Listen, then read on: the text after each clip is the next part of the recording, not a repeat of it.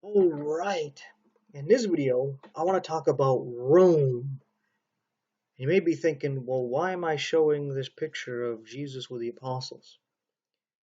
Well, that will become clear as I go through this. This video is based off of Revelation chapters 17 and 18. In chapter 17, we read about a harlot riding upon a seven-headed beast, sitting upon many waters. This is symbolic, and an angel who revealed this to John ends up explaining to him what these represent. And he says that the waters represent all the different nations and tongues and languages, and that the beast and its seven heads are seven mountains that the woman sits upon. And then clearly tells us that the woman is a city, a great city that rules over the kings of the world. And if you're familiar with Bible prophecy and looking at the symbology of the scriptures in Daniel and Isaiah and Ezekiel and what have you, you're familiar with a woman representing a church and beasts representing kingdoms. An example is Daniel chapter 7, where there are four beasts mentioned. And it's told to Daniel that these beasts represents kings and kingdoms, right? And an example of a woman representing a group of God's people is that Israel is supposed to be God's wife, but she committed adultery on him, and he divorces her, right? This is the blindness come upon Israel, and they are cut off, but they are going to be brought back. Bit off subject. And we also see the church as the bride of Christ, again represented by a woman, right? So when we're looking at Revelation chapter 17 and 18, all this information is coming at us. And it all seems pretty obvious. But at the same time, there's times where it looks like it's Rome. There's times where it looks like it's Jerusalem. And then, there's people who speculate and think, well, maybe this is America, it's New York. And some people think, well, maybe Babylon in Iraq is going to be rebuilt, right? And I was just reading through earlier, and this verse popped out to me. It popped out, and it removes all doubt on who this harlot is. And that is in Revelation 18, where it talks about the destruction of this harlot. And at verse 20 of Revelation chapter 18, God says, "Rejoice over her, thou heaven, and ye holy apostles and prophets, for God hath avenged you on her." Oh, excuse me, it wasn't God speaking. It's an angel speaking. Correction there. But the key here is it says that God had avenged the holy apostles. That narrows this down. Narrows it down completely. Where who ended up killing the apostles? Was it the ancient city of Babylon in modern-day Iraq? No. Was it Jerusalem? No. Was it New York, America? Obviously not. Who was it? Rome. Rome killed the apostles. there's only 14 apostles mentioned in the scriptures. Maybe saying, what? There's 12. There's 14. You got the original 12 that Jesus called. Judas betrayed him, was replaced by Matthias. So there's 13. And then Paul, called directly by Jesus himself, would make 14 total. Right? So those are the only apostles. There weren't any other after them or before them. So the only city that actually interacted and put to death the apostles and has their blood on its hands is Rome. And it's interesting that she is called a she and a harlot because when the Jews gave up Jesus to be put to death, they said, "We have no king but Caesar." So right then and there, they mingled themselves with Rome. Later on, Constantine claimed to be converted to Christianity, and all the Christians just flocked to that. So we have that harlotry going on where both Judaism and Christianity betrayed God and committed spiritual fornication by mixing with the world and the kingdoms of the world and mixed with Rome. So there is where you have this harlot that put to death the apostles and the prophets. I think in another place it mentions the saints and the martyrs. And yeah, I mean, that's all that really needs to be said, right? This cannot apply to any other city. Jerusalem did persecute Christians, but they gave Jesus up to be killed by Rome. They stoned Stephen, but he wasn't an apostle. Ancient Babylon had nothing to do with the apostles. Modern day New York had nothing to do with the apostles. It was Rome. This clears it up. I mean, I could say it a few more times, maybe in a slightly different way, but it all points to Rome. At this time, the Roman emperor would be known as the Pontifex Maximus. That was the title given to the high priest of pagan Rome. It's a pagan title. And today, the supposed head of the church on earth, the vicar of Christ, has the title of Pontifex Maximus, which is not a Christian title. It's the title to the head of the pagan church.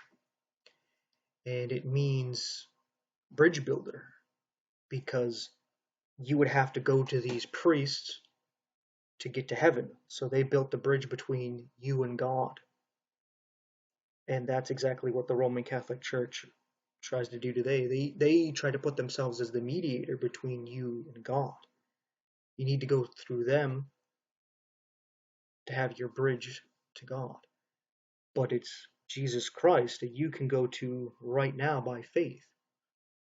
God came into this world as a man to live the perfect life, to give to you, to give you that perfect life in exchange for yours. So that up there on the cross, while he's suffering and he takes on the wrath of God and dies, that didn't happen to him because of his own sins.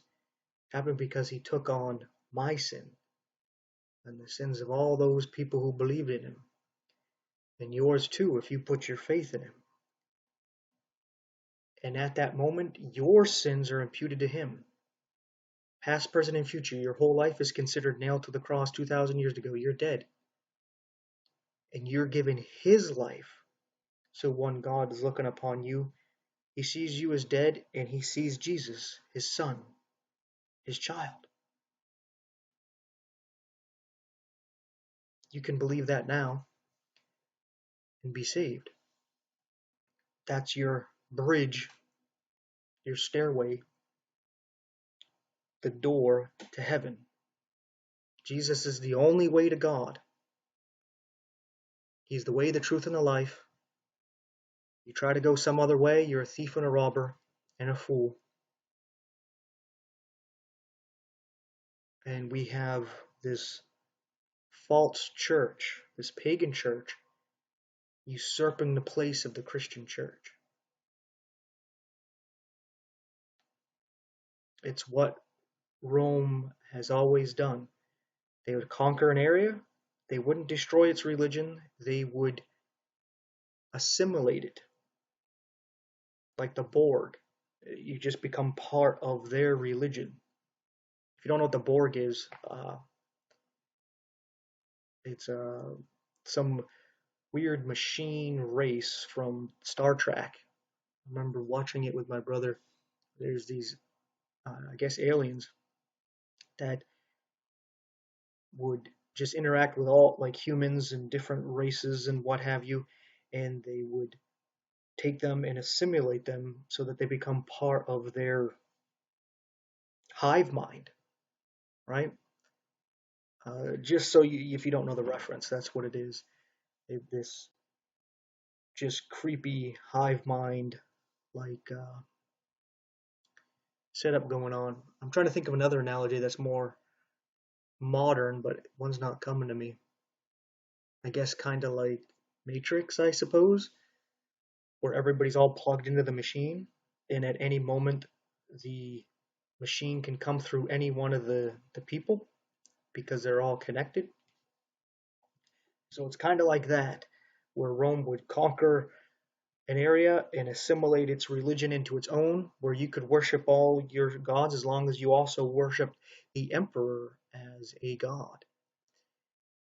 And that is just carried over today, where the modern day pontiff is in the place of the Roman emperor, claiming to be a god.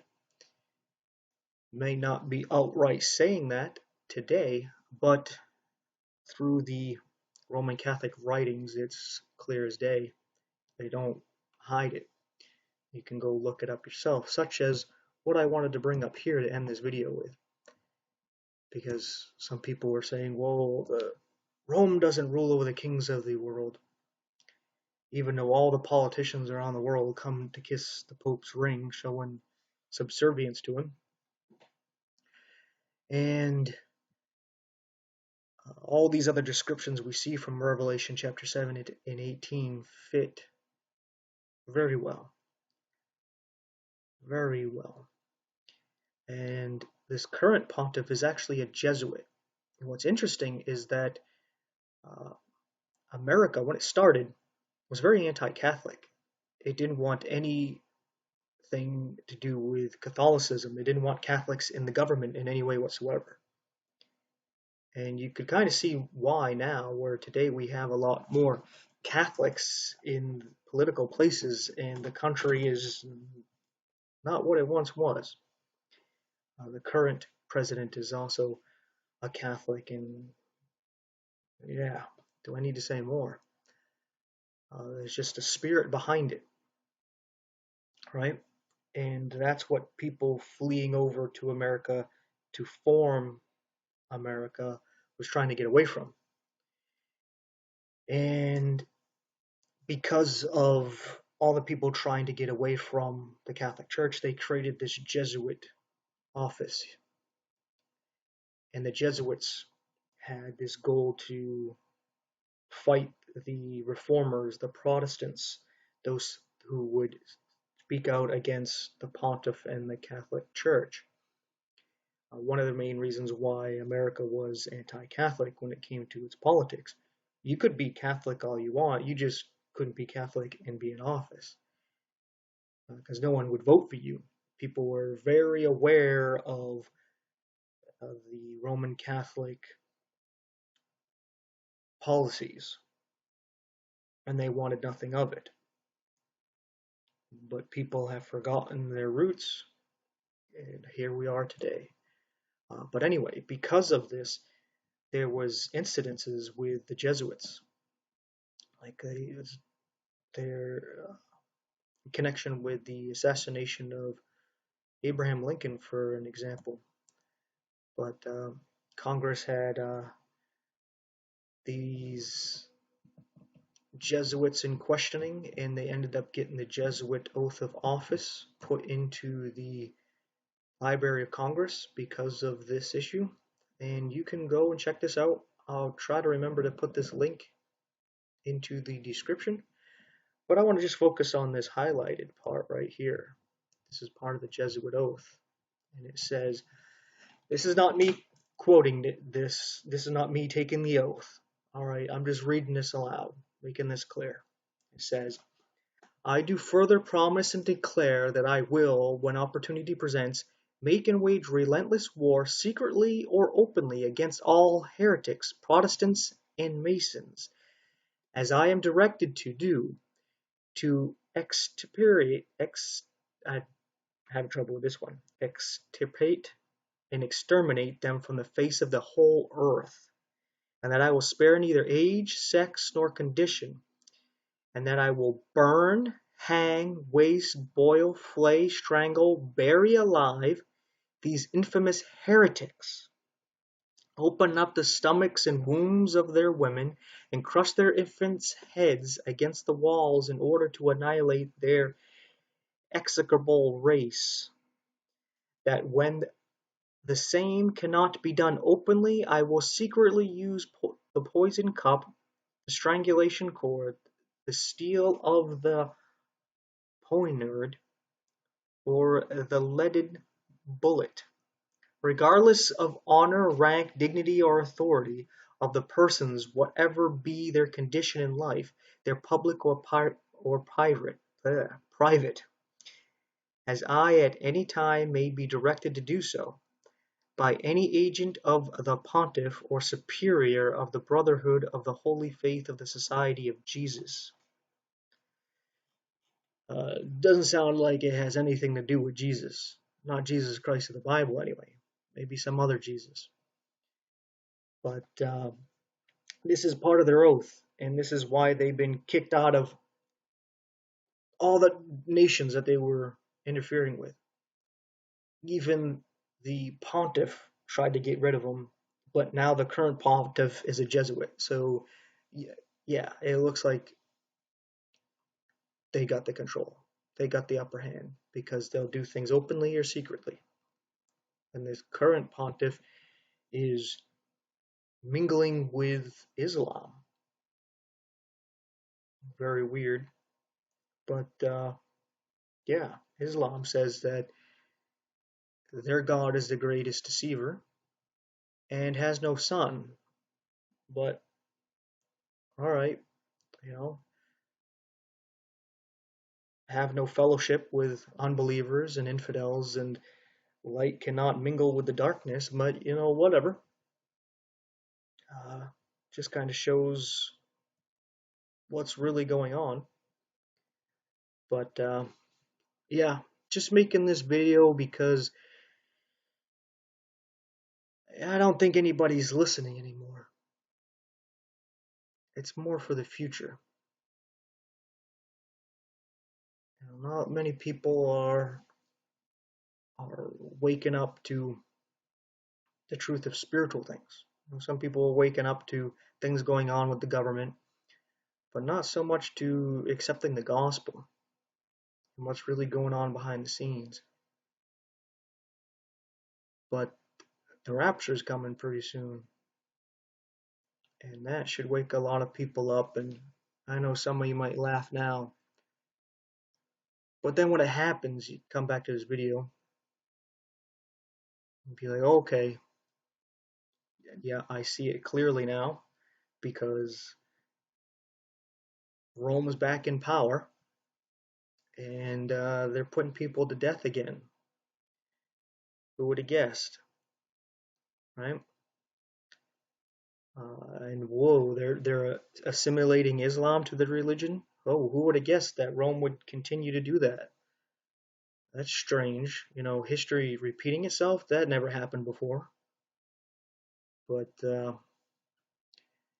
yeah, that's that. Thanks for watching and take care.